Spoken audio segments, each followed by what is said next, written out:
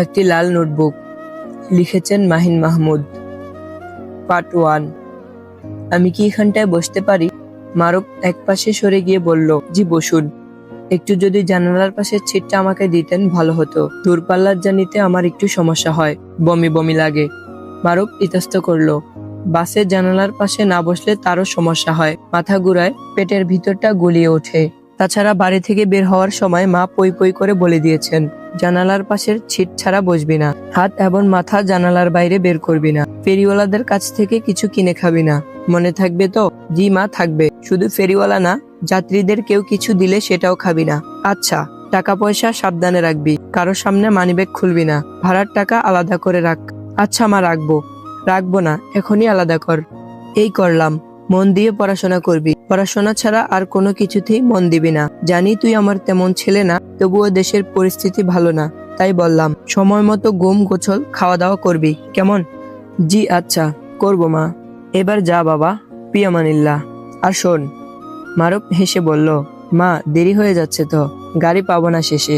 মনোয়ারা বেগম ভেজা চোখে ছেলেকে বাড়ির সীমানা পর্যন্ত এগিয়ে দিতে দিতে বলল, ঢাকা গিয়ে মাকে ফোন করবি, মনে থাকবে তো?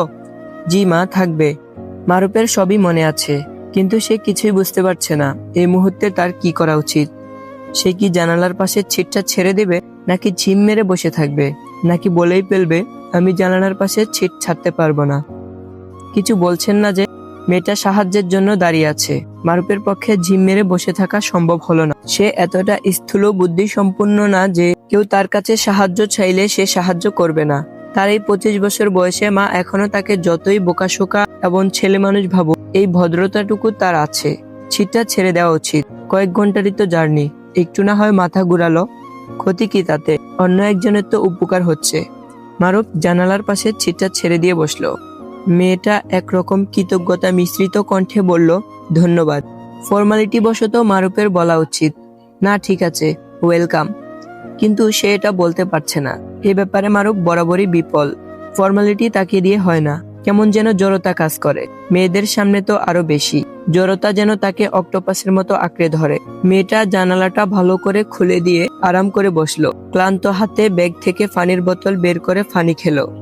এরপর বলল, আপনি ঢাকায় কোথায় যাবেন? সিলেটে কোথায় থাকেন? মারুফের অক্টোপাসটা চারপাশে ঘুরঘুর করছে। এখন আছে আঁকড়ে ধরাটাই বাকি। আপনি কি মাদ্রাসায় পড়েন? মারুফের দৃষ্টি সামনের রাস্তার দিকে। সে দৃষ্টি বরঞ্জোর রাস্তা থেকে সরিয়ে ড্রাইভারের মাথা পর্যন্ত আনতে পারলো। ছোট্ট শব্দে বলল, জি। আপনি এভাবে শক্ত হয়ে বসে আছেন কেন? স্বাভাবিক হয়ে বসুন। আমি কি আপনাকে অসুবিধায় ফেলছি? অসুবিধায় ফেলবেন কেন? দুটি সিটের একটি তো খালি ছিল, কাউকে না কাউকে তো বসতেই হতো। আপনি বসেছেন, এতে অসুবিধার কি আছে? কথাটা মারুফ শব্দে বলেনি, শব্দে বলতে পারলে তো ভালোই হতো। বলেছেন নিঃশব্দে, মনে মনে। আপনি কি বিরক্ত বোধ করছেন? কথা বলতে অসুবিধা হচ্ছে? এই কথায় মারুফ আরো জড়সড় হয়ে গেল। মেজাজ খারাপ হলো কিছুটা। মেয়েটা একটার পর একটা প্রশ্ন করেই যাচ্ছে। এত কথা বলার কি দরকার? চুপচাপ বসে থাকলেই তো হয়। এজন্যই বন্ধুরা হয়তো বলে, মেয়েদের চুপচাপ থাকা আর আগুনে হাত রাখা সমান।